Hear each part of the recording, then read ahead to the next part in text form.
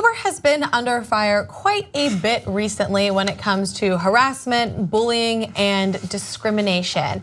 But today, the company announced that they're actually going to be adopting some cultural changes and maybe even saying goodbye to their CEO, Travis Kalanick. Now, a spokesman confirmed that the board met with former Attorney General Eric Holder and Tammy Albarr, both partners with Covington and Burling, which is a law firm that was hired to investigate complaints of widespread sexual harassment and other deep-seated cultural problems at Uber. Now, board members voted unanimously to adopt all of the firm's recommendations. I just want to take a trip down memory lane of some of the controversies that Uber has been dealing with. Back in February, former Uber engineer Susan Fowler wrote on a blog, she wrote a Medium article, that she had been propositioned by her boss in a series of messages on her first day of work and that superiors ignored her complaints. If you have not read this Medium piece yet, you should go back and read it. It is such a great explanation of how sexual harassment works in the workplace, how awfully some HR people respond. She also talks about some of the more seemingly innocuous types of sexism that can happen in the workplace, like some of the rewards were only given to males because they didn't want to, there were only a few females and they couldn't make female sizes for them. There was all these crazy things that happened at Uber, so you should really read this. Now, as a result of some of the sexual harassment complaints that they get, because she was not the only one, a lot of people came out following that post. Uber announced last week that it fired 20 employees for harassment problems after a separate investigation by a different law firm. It also fired a separate executive who obtained medical records of a woman who accused her Uber driver in India of raping her. And then he shared those medical records with other executives, including Kalanick, who believed that the rape victim was making her story up as a way to discredit Uber in the Indian marketplace. So if that doesn't give you an idea of what this culture is like, I don't know what will. Further, CEO Kalanick has had some issues of himself. I'm sure you remember the viral video of him yelling at an Uber driver who was complaining about pay, and he basically said, like, some people just want to blame their shit on others and they don't take accountability, which was a lovely moment. And some other insights into his personality can be seen from a 2014 email that he sent out to employees during a retreat in Miami. It read, "Do not have sex with another employee unless A, you have asked that person for that privilege and they have responded with an emphatic, yes, I will have sex with you. All right, consent, I'm into that.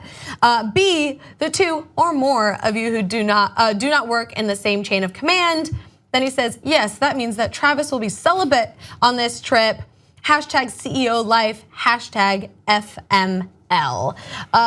There were also other references to drug use on the trip, a puke charge, not throwing kegs off of buildings.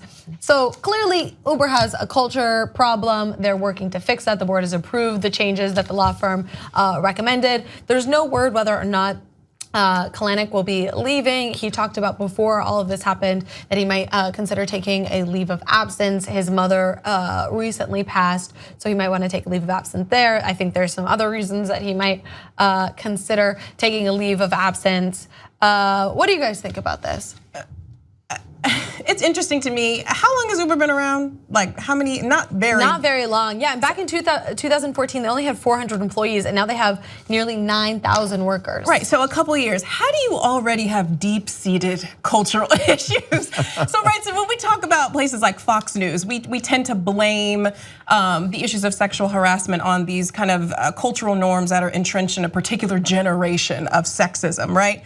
But with Uber, we see that like sexism is not a generational issue, like it's a cultural problem. Yeah, but I mean like whatever, they were around for a few years. I mean we can't, I think like you were on Silicon Valley, like you know that is a huge problem with these Silicon Valley tech problems. Like it doesn't surprise me that they have huge cultural issues because a lot of these tech companies do. But your point is also that you in mentioning Fox News, you're saying, hey, those old guys, that's kind of the way they used to do business in the 50s and 60s or whatever. No, I'm saying that we cannot blame the issues of sexual harassment on this generational cultural trend that it is through and through. Right? It's through and through. They've been around for 5 years and we've got issues with sexism, right? So when we talk about sexual harassment in the workplace, let's put the blame on sexism and misogyny, not on generational norms or certain issues that we try to shift the blame. I think the problem is I agree with you. It is completely through and through. But I think the problem is that we're in the year 2017 and we have all these laws now and all of these different infrastructure things that are in place to prevent this. And we know better now, even though we should have known better then. You don't like ads? I hear you, brother. You know how you can avoid ads for the Young Turks? Become a Young Turks member and get all the content ad-free. TYTnetwork.com/join.